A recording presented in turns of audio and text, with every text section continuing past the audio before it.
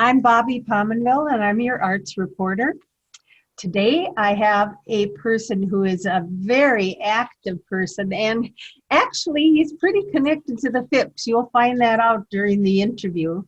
Welcome to coumba Aiken today. Hello, thank you. Hello, nice to have you. Nice to be here.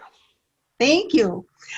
You are an artist, an activist, a storyteller, a public speaker, a community leader, and I don't even think I covered everything, but it will come up in the interview, I think. It will. So here's what we're going to talk about first. I just want to say to our audience that recently the art galleries at the Phipps Center for the Arts opened to the public. You were one of the curators helping to choose the artists for this show, and it's chosen from over 300 applicants, so it's quite a feat. You are also an artist with very impressive credits, such as having your artworks exhibited at the Walker Art Center. We might be able to talk about that a little. Let's go back to the beginning of your journey with art. Could you tell the audience what inspired you to become an artist? Way back.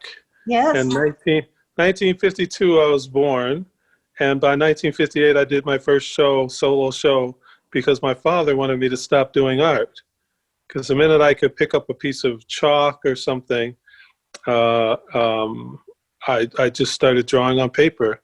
Because my father was a garbage man picking up at commercial venues, he would bring all kinds of paper home, all kinds of scrap and all kinds of, even photo paper that as I got older, I realized that it had something to do with light, because I would find that paper again, and something I drew on the top one was the image was in 3 of the other ones. I was like, oh, so I'm always have been on a life of discovery. My mother would give me a thing called a shut-up crayon. Or my brother called it a shut-up crayon. My mother gave me crayons for church so that I wouldn't talk to the preacher, because it seemed like that was the only adult I could talk to as a baby almost. I was like 3, and he would say, da da da da da, and I'm like, yeah. And he was da da da da, and I'm like, yeah. So my mother would give me a crayon, and then when she realized I was getting tired of those crayons, she gave me more crayons, which I realized she just broke them in half and gave them to me, and I thought I had more crayons. But my brother saw the shirt when my mother died on my 20th birthday. Actually, we were going through a crocodile or alligator skin suitcase, and she had a church program in there. And I looked at it and I said, "Oh, that's when Reverend so-and-so said such and such and such and such, and it was about this and this and this." He said, "You don't know when this is 1955." And I'm like, "Oh, okay." And then he was reading. He said, "Oh my God, that's what it says it's going to be talking about." I'm like, "Let me see that." And I just made marks, and those marks meant words to me. They reminded me of a story or an image or something for the future, even though I didn't know it then. So I started early, but I did my first show at six years old, and 57, because it was in this right before school was out, and did it for 3 days in my father's recreation room, which I wasn't allowed to be in. I was able to sweep it out, mop it out, wax it out, and get out. That was the rule for me and my brother to do his recreation room floor. Later on, I realized he was an artisan of his own right, doing woodwork and stuff like that, and a frustrated artist. That's why he didn't want me to do art.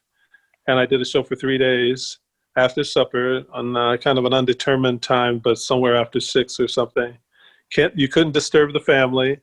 The first day, people were standing in line outside, and the line went about a quarter of a block. And they had my flyer that my teachers helped me make. And I was shocked. And that was the first time I experienced that. So yeah, when I was 6, and I made $657.36.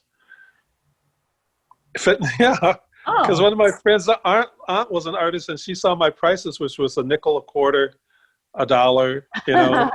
She changed it and put zeros on it.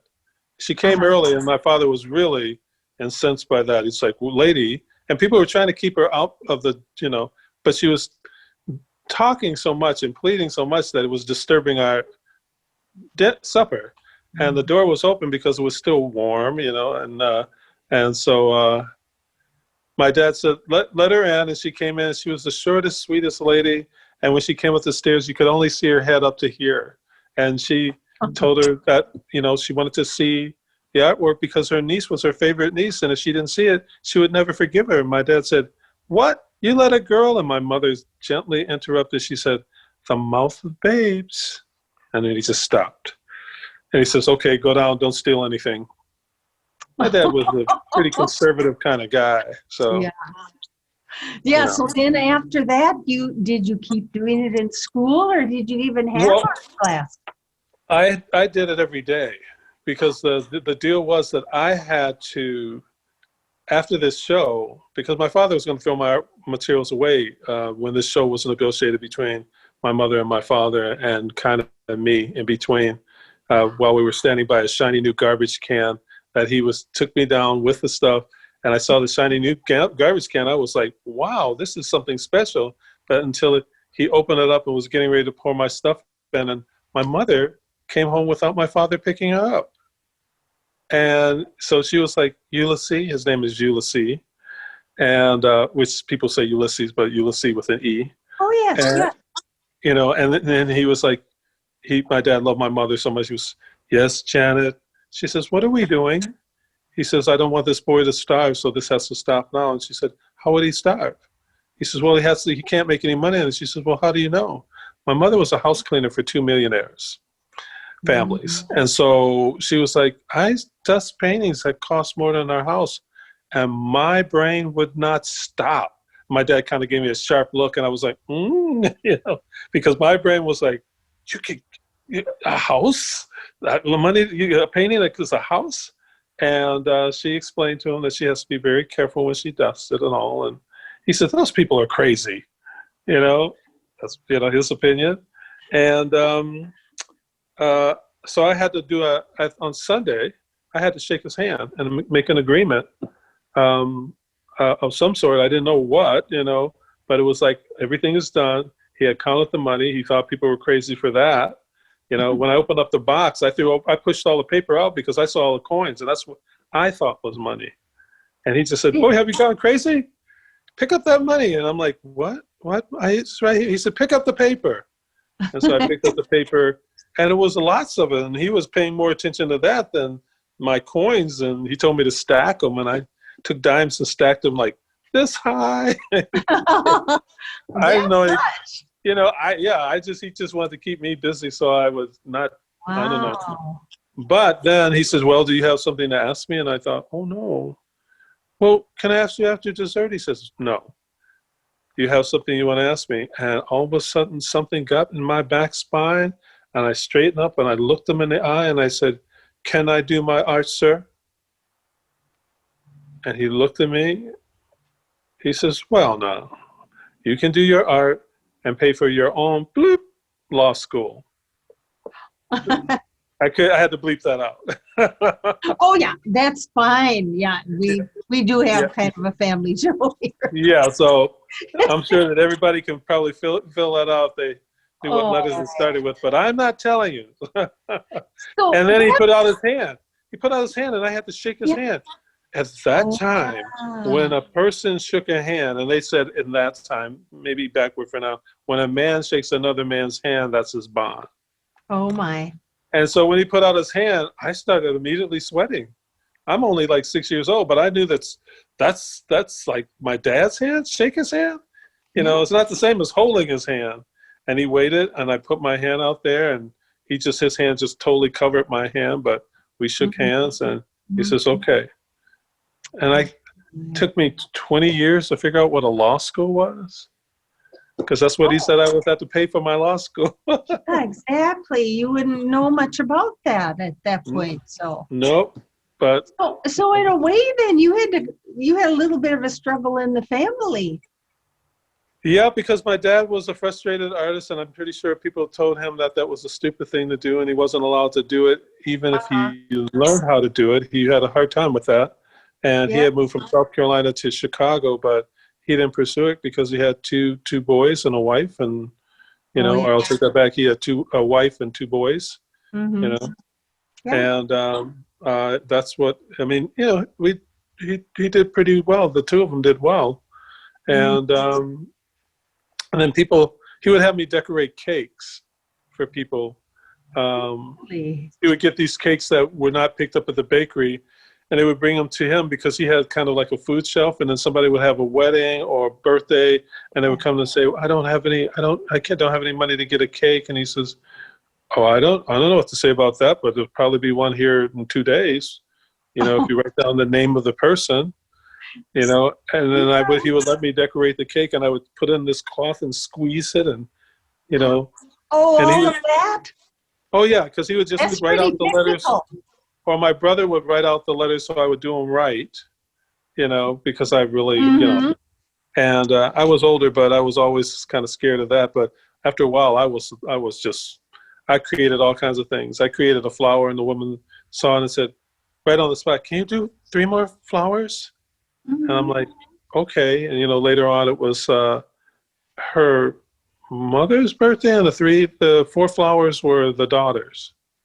So Well, I was like, that's great. I mean, yeah, because a lot of people couldn't even do that thing with the frosting, the pastry right, tube or yeah. whatever you call it. I mean, that would be hard for many people to do. All I had to do was squeeze and twist and draw and be steady Yeah. with it. And my mother would make the frosting or whatever it was. Yes. Yeah. Yes, that's amazing. Great, great story. Thank you. Now we're going to move on because there's such a wonderful project going on very soon in Hudson, and the FIP Yes. Center is involved. And Absolutely. some people will know about Sustain Hudson, and the Hudson Inclusion Alliance is involved. And they are sponsoring a major mural in downtown Hudson called Project 30.1. Now, I thought that's a very odd name. Could you tell us about that? Yeah, you always think of that like a diamond, 24 carats, something like that. But this was not. It was an important thing because it's the distance between Hudson and the epicenter where Mr. Floyd was murdered on 38th in Chicago. And that distance between there can be seen as a short distance because there probably were some people in Hudson that went to, march with, people about the injustice and all of that. And then, but it's a big distance in understanding sometimes because, they're different communities. And it was a sad moment for the world, even though some people don't know why, what's the big deal. But in the communities that I would say indigenous, black and brown people have endured unbelievable stuff that when we saw that was just the straw that broke the camel's back. I mean, and we saw it a week before, and we saw it 2 weeks before that, and everybody was saying, that's not right, it shouldn't happen, and then it happens again. So maybe you should change something. So the thing that we decided to do instead of doing that is to bring a group of artists together that could talk about human nature and how there's similarities and differences. And I've always thought we should be celebrating our values, our similarities and differences, not fighting each other about them. What's that about? If I can learn more about you and you can learn more about me, we might like each other, but we might not hate each other. And we might be able to get along in a whole nother way that is not imaginable. But I mean, we do it with everything else. You do it with your neighbors. I'm your neighbor too. I just live further away, and but I breathe the same air, and we can't change that. And so, this sort of that's what's been happening was another social distancing or racial distancing, some kind of distancing. But if we breathe the same air, we're not too far away from each other. And if we're lucky to have 2 arms, 2 legs, 2 eyes, nose, breathe, or if we're super fortunate to be challenged and be able to live in this world and still breathe air. I think, some of this behavior is just really nonsense, I don't know. But it just so happened, and the people at Sustain and the people at Phipps did not know that where Mr. Floyd was murdered was where I worked for years doing metal enameling mural projects, six steps or 7 steps from the spot, And I experienced the same thing in the '68 during the convention, and then the sort of civil rights marches and things like that, which I was just learning to understand with my parents, and then the Vietnam War and all of that, which, my brother was in Vietnam, so I was kind of protesting in a different way, but I was supporting troops because my brother was one, and so was my uncle, and so, so learning, the more I could talk to people, the more I could kind of understand them and maybe agree to disagree, but it didn't mean I wanted them to disappear from the planet. So 30.1, Project 30.1 is that distance, that spans, and what lifeline, I never said lifeline before, but what lifeline is connected between the two. So to have Hudson and Sustain and the whole group of people and the Phipps and now the artists that we've selected to do these murals, which will connect together and will be on the Sustain wall. Yes. On their outside wall. Yes, and I hear it's at 2nd and Vine, which is one of the major intersections downtown. Yeah. It's going to be beautiful. Yes. So beautiful. But I don't get to paint it. I'm the curator. Yes, so you're you're the visionary. You're directing. Myself and Miri, we selected the artists. Okay. We looked for different things in them. We had a large number of people that had submitted, and then we had a group of people that have done kids and families and people doing faces on 6-inch diameter circles that will, because we're celebrating our similarities and the differences, so the different circles have different faces. Some have abstract kind of things for their faces, but those are all going to be part of this mural. Yes, and I heard that there would be more than 300 faces. I think and after this, there'll probably be more. We'll probably have to figure out something. Oh, you'll probably have to have more. And who's going to help you with all of that? Is there going to be some community involvement?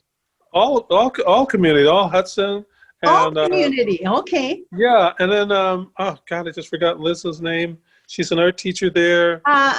Melanafi? Yes. Yeah, I know who you mean. She's very active there. And Anastasia, has worked with yes, with us of course. And so there's these people that are very exciting in their own right. And Liz is just amazing. I thought, did she buy that smile, and does she stick it on her face like that? Because she's got one of those. I very much admire her. She's, and she's working with children. Yes. That's where that inspiration came from. Mm-hmm. I mean, I thought it was a really gutsy, risky, but novel idea to at least see if something like this can happen. I think it's going to be very beautiful because, not because I'm part of it, not because Miri is part of it, but because Hudson is it. Because that connection, there's no 30.1 if Hudson isn't part of it. It's nothing, And so this is one of those places I say, we're not a large, multicultural, multifaceted community.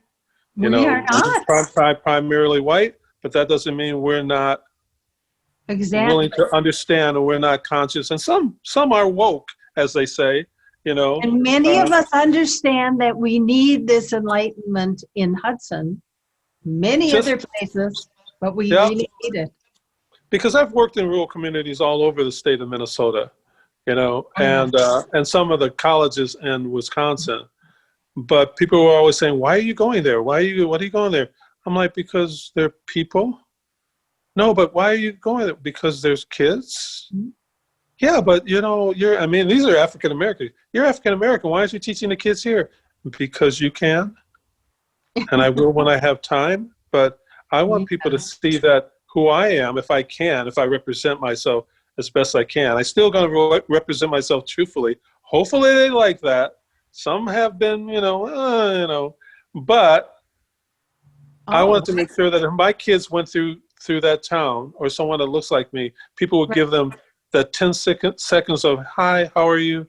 Welcome," yes. You know? Yes, I totally agree with you. My philosophy is a lot like what you just described. And even though I don't see it in anybody, my husband and I feel this so strongly that we are all in the same race. We all need to be friends with everyone. Or get at least tolerable. I don't know if that's that's true. We need a lot of that too. One of my favorite neighbors is a Native American, and we have learned so much about her culture from her. Yeah, and she has gifted us so many wonderful things from her culture. So we have found out they're just like us. Yeah, it's we have different cultural practices, religious practice, spiritual practices, hairdos, but we do have, we can still have those same opinionated things. I've seen people meet people, they'll go, "He's just like me." And one was, what was he? Hispanic, but no. He was Puerto Rican. Oh, yes. And this guy was self-proclaimed, well, not self-proclaimed, he was Swedish, Swedish American. His parents had come over, and they both were nuisances in their community because they always were the ones that had the best idea for the community. They both put their boat on the side of their house, and people wanted them to put it in the back of their house, but they wouldn't because it was better access that way. Yes. And they didn't like each other until they started drawing together in separate areas and drew almost the identical same thing. And so when I started describing out, well, this is a house with rainbow, I don't know if this is a rainbow river going through it, and it seems like it's feeding, people. And this guy said, hand went up, "That's mine." And then somebody said, "No, that's mine." And then everybody just got really quiet because they immediately thought, if there's those two guys arguing about this, there's going to be a fight. And we're like, "Let's see." And I brought them up and I pointed it out. I said, "Okay, we're not going to do that again. I just want to describe them," and you raise your hand. Yeah. But those guys then decided they were going to run my class. I was oh my goodness. But it was interesting. That's so neat that you bring that up because, I don't know, as a teacher, I've seen a lot of different things, and I've always accepted every student as a very important person and an equal. And I just wanted them to enjoy and learn how to do music, a little bit of singing or playing instruments or whatever. And as you know, the drums in the African culture are so very popular right now. Everybody wants to learn world drumming. Yeah. Actually, there's a man that lives on our building here, Mark Anderson, who's white, that is one of the most renowned African drummers in the world, I think. And he's played things. He's done musical scores. He just totally, and you would see him and go, you wouldn't expect it from him. I've done drumming. I drum for an African dance company, and I did. They're no longer in existence, and I actually gave away all but one drum, because I had to decide between my artwork and because I used to be a singer and a dancer and all of that, but at the size I'm at now, I'm a different kind of dance. I can dance in my chair. Yeah. Well, I understand totally. There's all types. I know my husband has 2 left feet, so it's been real hard for me to dance with him. But I just kind of let him lead, or I kind of follow him a little bit, and then I say, Now do it like this. Ah, And we get yeah. along okay, it's fine. But he's an artist too that taught Wow. us in the high school. So I've learned so much from him. I did take a class from him one time, but my drawing was horrible.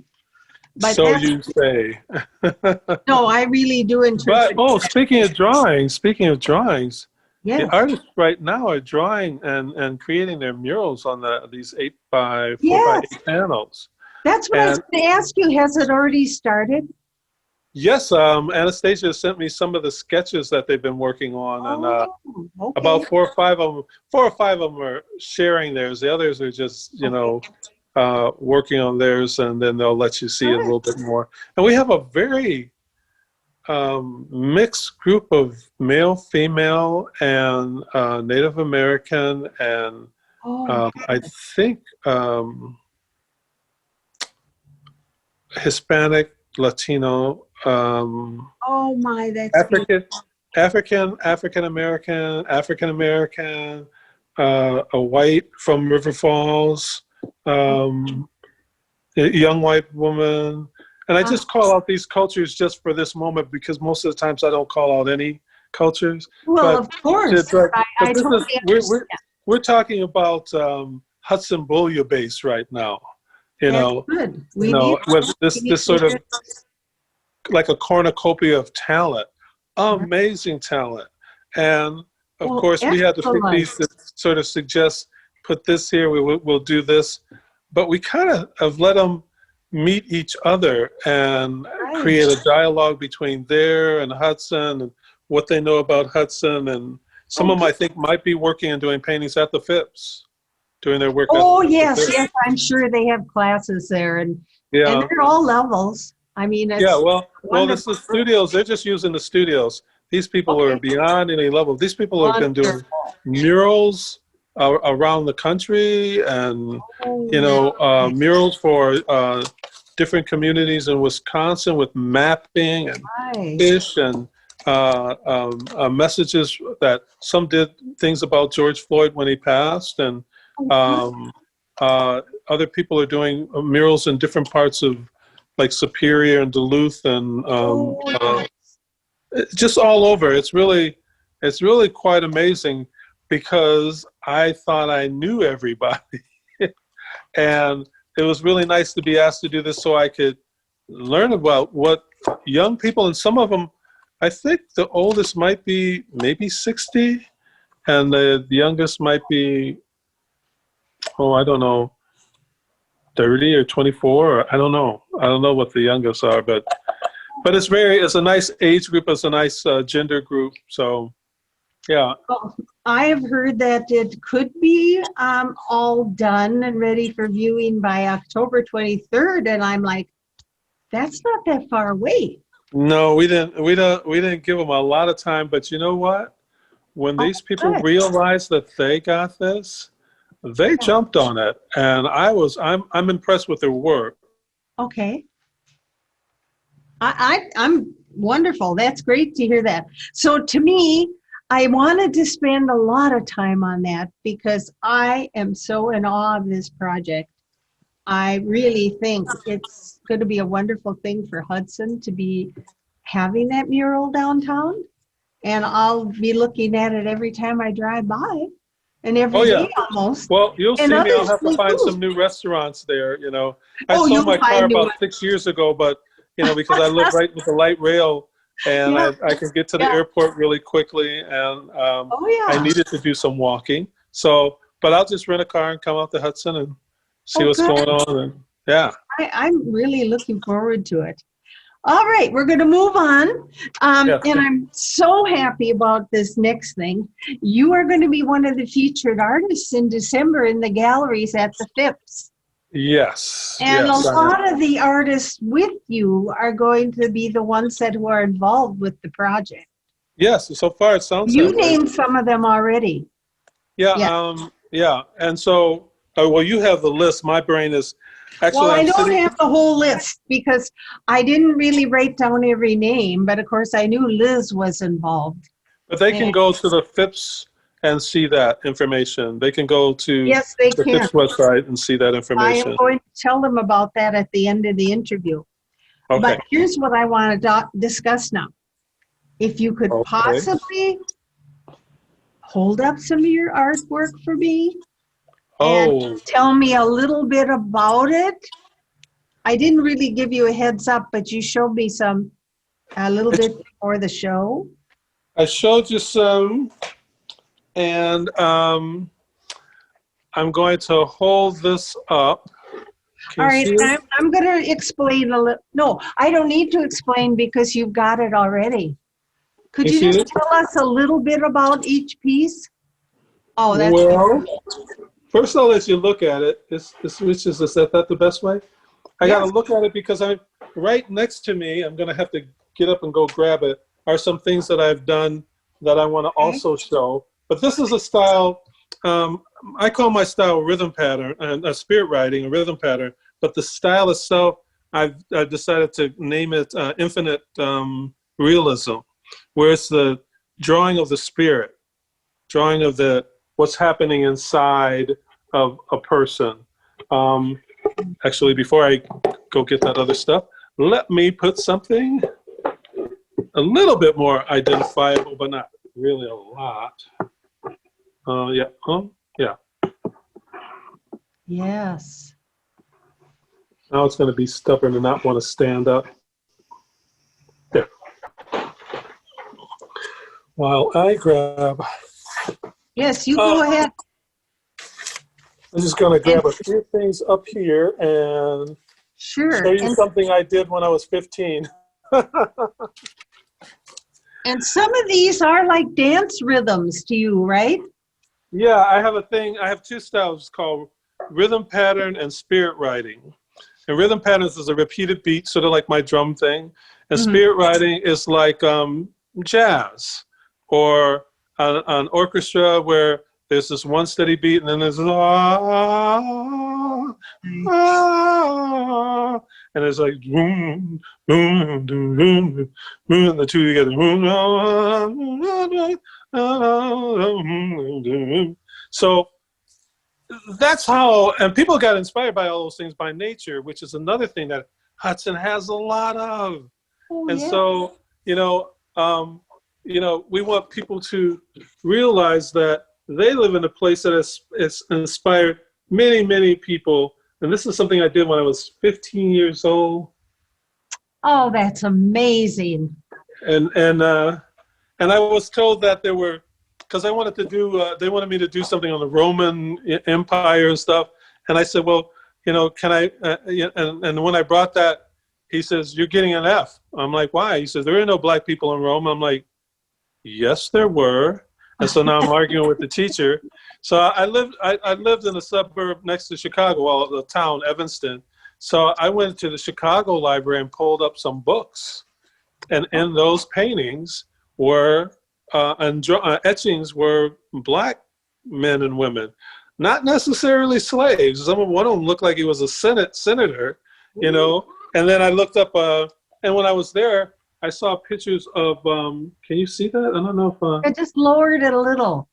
We're missing the top. Oh, there. Now we can see it. Yes, good. So, and this one, I got an F because I had a black man behind the net. I said, well, can't I just turn that? It was a model. I said, can't we get a black model? He says, no. So then I think I saw my brother sitting somewhere and I did a fast sketch of him. So way back here, I put him in the net, behind the net. Oh, I see. Okay. Where people thought I was being, like a genius about how black people are behind the net and because it was the 60s and I was like, okay. Oh, yeah. My art was more woke than I was. Right. I mean, because I was living it, so I never separated it as a different thing. Now, this is more of my, there you go. Oh, nice.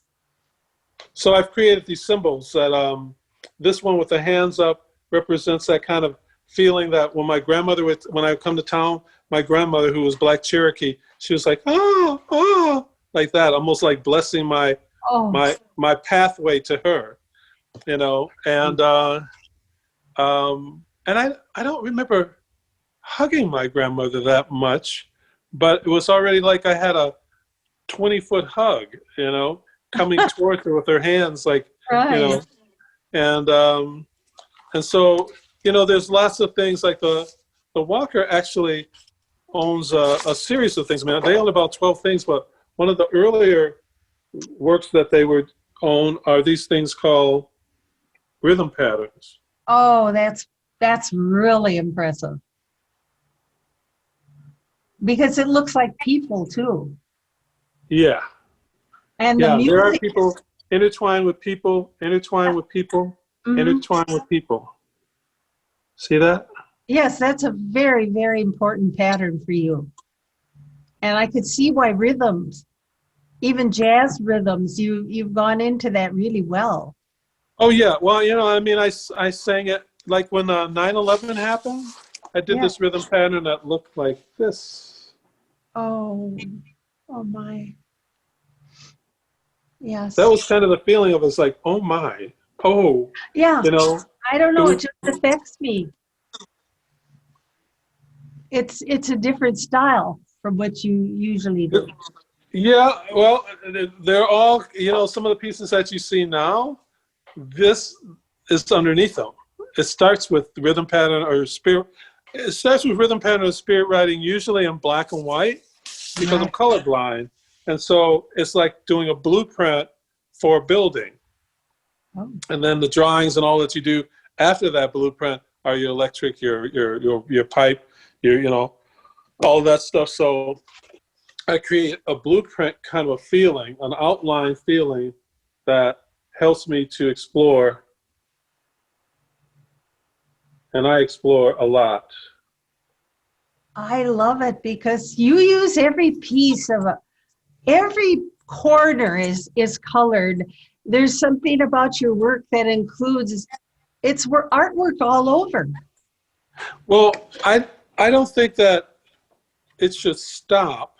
So when I do something, it expands, you know. But I'm Yeah. also I was known as a realist, but I did it in pointillism. Oh yes. Yes, and if you could put it down a little, we could see the man on the bottom. Oh yes, right there. Oh yes. That's very excellent um, renditions of people and their faces. And I did it so fast. They were like, "You, what do you mean you're done?" I'm like, "I'm done. Can I give it to you?" And there was one, oh, here's one with an illustration for a book called The Butterfly Tree. Oh, lovely. That is a really neat concept. Well, that's a very quick, well-rounded kind of view of what I do. I was looking for this one, and I think it's right here. I mean, Good. I was stacking my computer up on these. Let's see this one. Oh, you're using them for, okay. Yeah. Oh, yes, yes, that's interesting colors and a little bit different. And I'm not quite sure what I'm looking at, but I see Let me get it. different, Let me get it close to you there. all kinds of different faces Yes, and people. and people, and And that's a it's big thing. painting, and then I tape, and I tape over the things I want to keep, and do a whole nother painting on top of it. And I peel that tape off and save it for collages, Mm-hmm. which is the tape that's back here. Mm-hmm. So there's always, with me, nothing gets wasted. Wow, that looks kind of, wow, that looks interesting. Anyway, Well, I didn't, everything is when I looked at the interesting. screen, that looked different than what I thought I had. So, Well, and um, I don't know, but are some of those pieces maybe going to be on display at the FIPS, or do you have so many more you're who, using? who knows? Because Who lately knows? I've been selling like crazy. Oh, Um, okay. I just did a very big sale that I can't say Yeah. where it is, but I had a triptych that was Oh, 6 feet by 24 feet, yes. and it's called No Words. And it was it wasn't dedicated to George Floyd as much as it was inspired by COVID-19, going into George Floyd, going to the, I never had PTSD ever, never. And I had a very bad case of it, and I would not allow myself to go outside the door because I didn't know I got beat up and my heads got smashed in when I was in the 60s and stuff like that. And I was just trying to, I didn't even put my fists up, and the next thing I know, my head's getting crashed in, or I've been thrown into a paddy wagon, and I'm like, "Excuse me, sir," and then he throws me in for saying, "Excuse me, sir."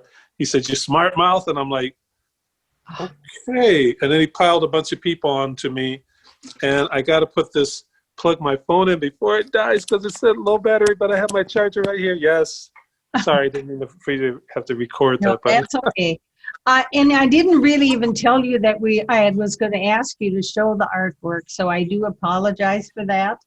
About what? But no. You mentioned you had it right close by, so that worked well. That worked well. I'm always prepared, but I never was a Boy Scout for too long. Well, I have really enjoyed this discussion with you, and I'm waiting so much to see not just the mural, but your exhibit in December along with the other artists. Oh yeah, that's our exhibit. That's the 30.0 artists. Or there's a 30.1. I'm very impressed. Yes. Well, it's time almost where I have to wrap this up, but I have to thank you so very much for enlightening me, for showing me so many beautiful pieces of art. I won't say I understand them all, but I understand your concept, and you have a great vision. And well, my thing is to tell me what you see is what I ask for people when they come to my shows. And eventually I saw more and more.